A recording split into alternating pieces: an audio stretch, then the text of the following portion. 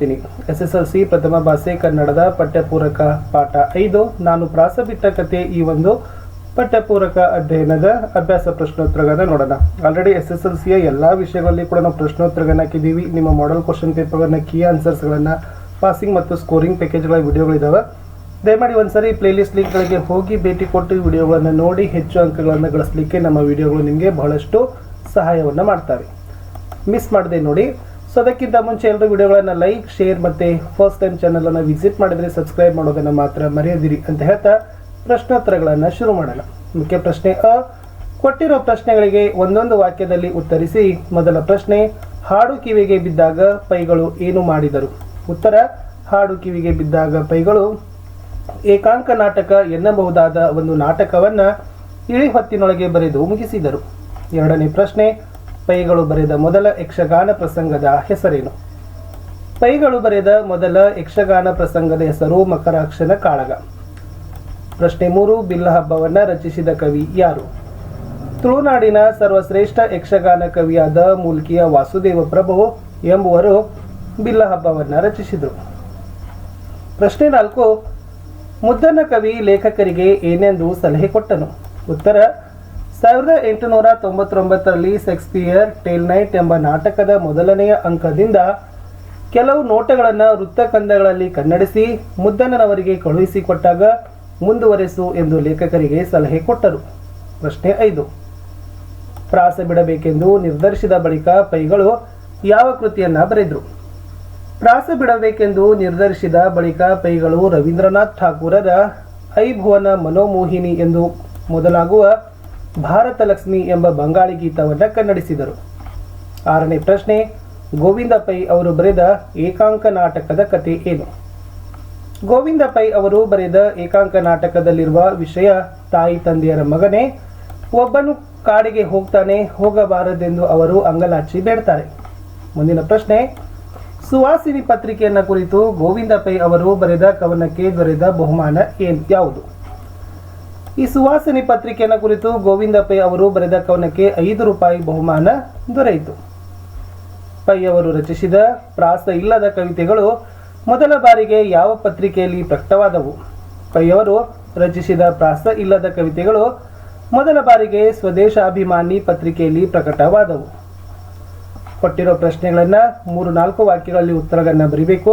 ಮೊದಲ ಪ್ರಶ್ನೆ, ಪೈಗಳ ತಮ್ಮನ ನೂಲು ಮದುವೆ ದಿನ ಅಂಗಳದಲ್ಲಿ ಏನೇನು ಸಿದ್ಧತೆಗಳಾಗುತ್ತಿದ್ದವು?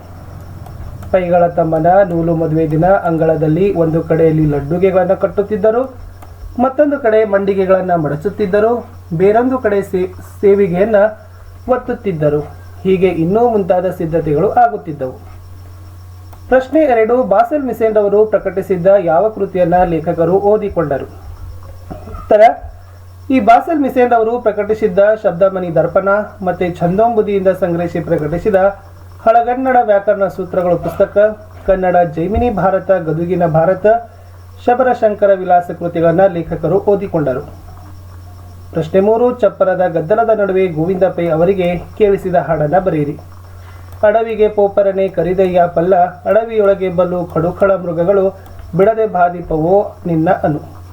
4ನೇ ಪ್ರಶ್ನೆ, ನೆನಪಿನಲ್ಲಿ ಹಚ್ಚೆ ಚುಚ್ಚಿದಂತಿರುವ ಆ ದಿನದ ಬಗ್ಗೆ ಗೋವಿಂದ ಪೈ ಅವರು ಏನೆಂದು ಹೇಳಿದ್ದಾರೆ?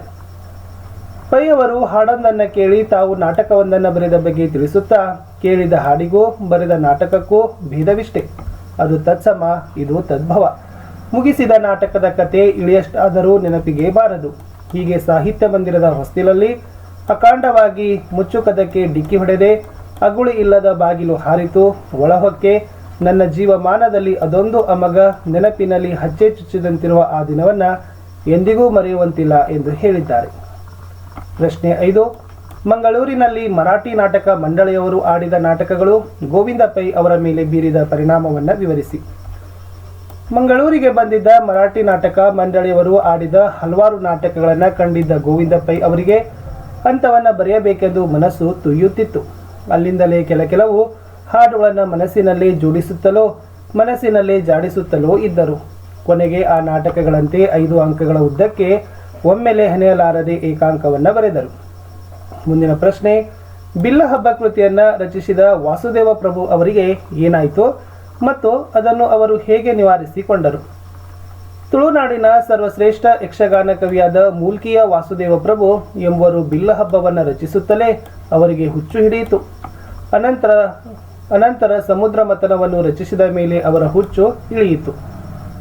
ಕಡೆ ಪ್ರಶ್ನೆ, ಹಠಾತ್ತನೆ ಪ್ರಾಸಬಿಟ್ಟ ಕವನ ರಚಿಸಿದ ಸಂದರ್ಭವನ್ನ ಕವಿ ಗೋವಿಂದ ಪೈ ಅವರ ಮಾತಿನಲ್ಲಿ ಬರೆಯಿರಿ.